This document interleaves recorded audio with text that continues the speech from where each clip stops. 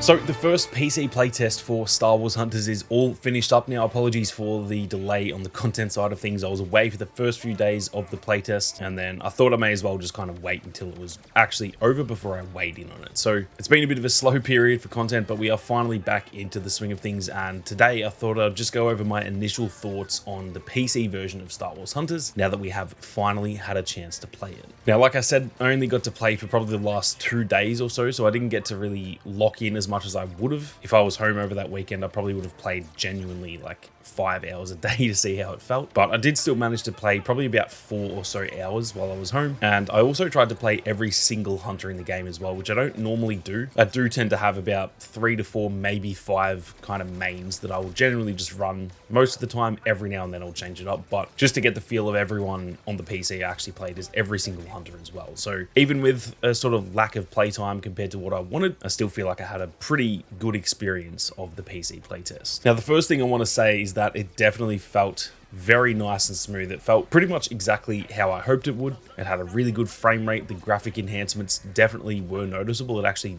noticeably looked a lot better. It's not the best looking game I've ever played or anything like that, but it genuinely does look good. It's a lot better than it looks on the mobile on the Switch, which is obviously to be expected now that we're playing it on a PC. I was actually pretty blown away by how good it felt, because generally, this is the first game that they've actually launched on the PC, and generally when they're doing, playtests for games, whether it's an early playtest or a beta or whatever the case may be, there are usually some sort of issues. I didn't see a single issue with this version of the game. It played exactly how it plays on the other versions, but just generally smoother. So overall, with just the production of the game, the way that it feels and stuff, it felt very good, and I genuinely have no complaints. It felt so smooth playing it on, I think it was set to 300 frames for me. I pretty much boosted all of the settings, but my monitor isn't 300 frames, so it technically wasn't 300 frames a second, but it definitely felt pretty much as good as any game that I've played on this PC in terms of how smooth and sort of polished it felt. Now, I spent pretty much the entire playtest playing on keyboard and mouse. I am a controller player. I've been playing controller for pretty much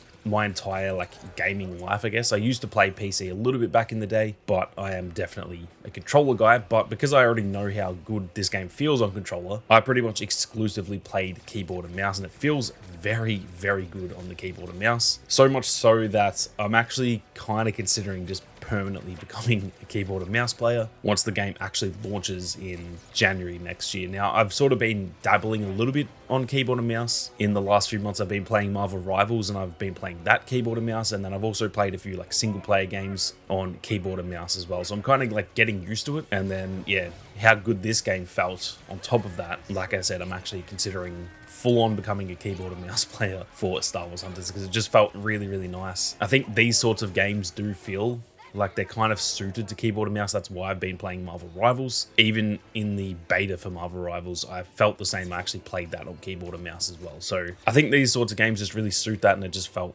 very, very crisp over there. And I did plug in the controller for a couple of games as well, just to make sure it was, working the same. And it felt exactly the same as it does on the Switch and the mobile, which is a very good thing, because that is actually a very good controller game on those platforms. And obviously now it just feels even better, because like I said, it just feels a little bit smoother. I'm very pleased with how it feels on keyboard and mouse, mostly because there can often be a lot of issues with that side of things. I've played a lot of shooters where the PC player base have a lot of complaints about the input delay and all those little things, where just a tiny little fragment of a second of delay when you're aiming your mouse can kind of throw it off a little bit, and it makes it feel really weird. Whereas on a controller, for example, you don't tend to notice it quite as much. And there wasn't any issues at all like that. So overall, when it comes to just, like I said, the overall kind of feeling of the game, the production, quality, frame rate, graphic enhancement, all those sorts of things, I'm very pleased with how it felt. It felt exactly how I was hoping, and that is very good considering this is a playtest. This isn't the actual version, so I'm sure they're going to have time to even improve it before the official launch. And then even when it launches, it's launching in early access, so they're still going to have a few months there where they're going to really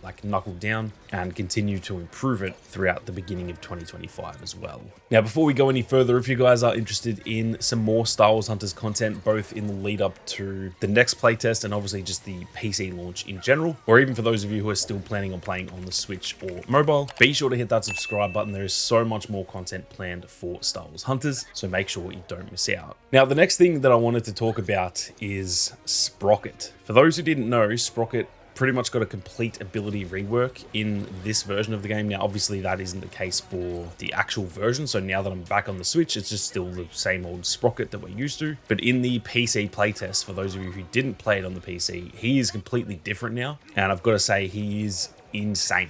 He is absolutely insane. He may already be one of the best hunters in the game now. And I will be doing a video, probably the next video that I do actually will be about Sprocket, just for those of you who didn't get to play as him, kind of running you through all the details and stuff of what's actually changed and how he feels, and showing a bunch of gameplay too. So keep your eyes peeled for that. But yeah, I really, really like his new setup. He felt maybe a tiny little bit overpowered just in some situations. I think like throughout the entire game, he doesn't feel overpowered, but there's just a few moments where if you kind of combine all of your abilities at once, he's just borderline unstoppable. There were multiple times I was getting squad wipes, taking out an entire enemy team who were capturing the control point, and I just did that by myself as a support hunter. So there are a few moments where he feels a little bit overpowered, but like I said, I think throughout the entire game, when you can't just spam all of your abilities at the same time, he does feel pretty balanced. He probably feels like he is now the best of the support hunters, or at least the most well balanced, because obviously like Zane is probably still a better healer, but I just feel like her damage output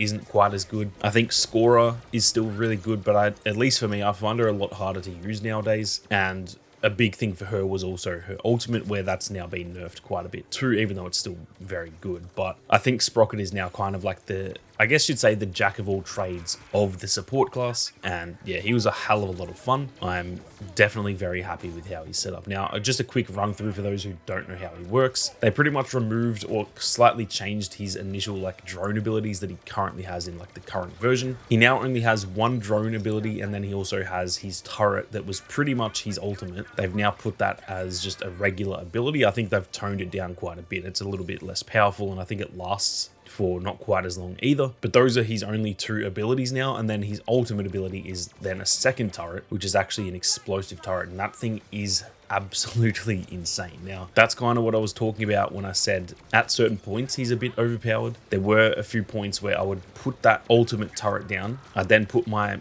regular turret right next to it. That is just dealing insane damage. My teammates would then be running onto the control point to try and contest it. I would send out 2 healing drones to heal both those 2 hunters as well as myself, and then I'd also just be shooting my regular weapons. And all of those things combined, it genuinely feels like there is no way to stop that unless you have someone maybe in the distance who is just like sniping my turrets or something. But the amount of damage output that I have while also being able to really heal my teammates and also myself, those are the moments where he feels maybe a little bit imbalanced. But like I said, that's only like once per game that you can kind of tee that up. You have to like wait for your ultimate to charge, and then you have to hope that your regular turret is also charged at the same time. And so it's, yeah, it's not a guaranteed situation that can happen every game, but man, when it does, it is absolutely insane. Like I said though, I will do a full video on Sprocket in the coming days, and so if you want to hear a bit more about Sprocket and see a little bit more gameplay, be sure to check that one out as well. Now lastly, just getting into a few of the, I guess, negatives or a few critiques that I have about the PC playtest. And keep in mind, I'm not going to go too hard on it because this is a playtest. This is not the official launch. So even these things I'm about to say, they are genuine nitpicking. I'm not going to actually full-on critique the game until it launches, and even then I'll probably give them a bit of a grace period because yeah, this is their first PC launch. And to be honest, most of my complaints about the PC version of this game are just to do with the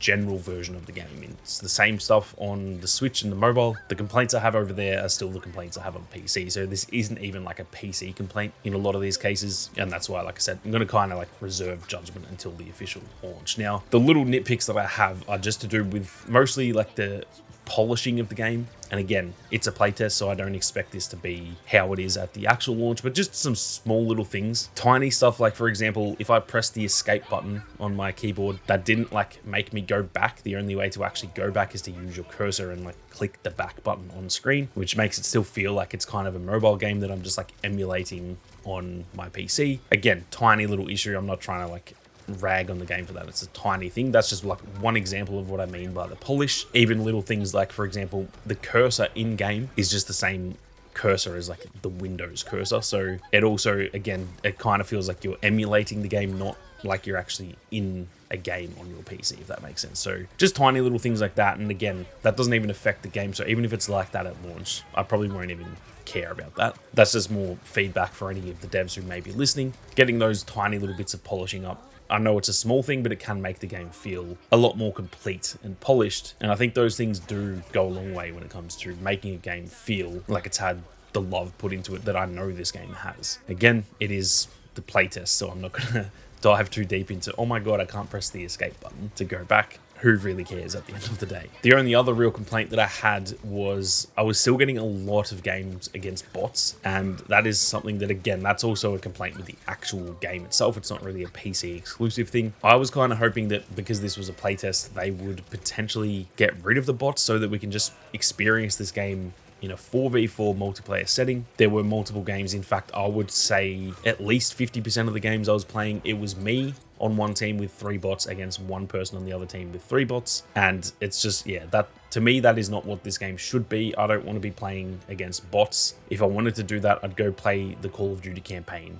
You know what I mean? It's not what most of us are here for. I think we all want like fun competitive multiplayer shooters where I'm actually playing against real people. So that's one thing that I really hope that they change. And to be honest, I would actually love to hear from the developers as to why they even need bots in the first place. I personally see no reason to have them in there. I know it can sort of help with the balancing a little bit. It can help for players who are maybe newer to the game or a bit less experienced, that if there's bots, the bots are generally a bit easier to kill. It means that those players can have a more enjoyable time. And I do get that, but that's where skill-based matchmaking should be taking over anyway, putting those players into lobbies with each other while you're putting the better players in the lobbies with each other too. So that's one thing that I'll pretty much say forever until they hopefully remove them one day. I just can't stand playing against bots. It makes the games almost feel like they don't count. If I have a really good game and then I realize, oh man, 3 of those players were bots, it just makes that whole match feel irrelevant, and I just kind of want to get on to the next game, even though realistically the next game's probably going to have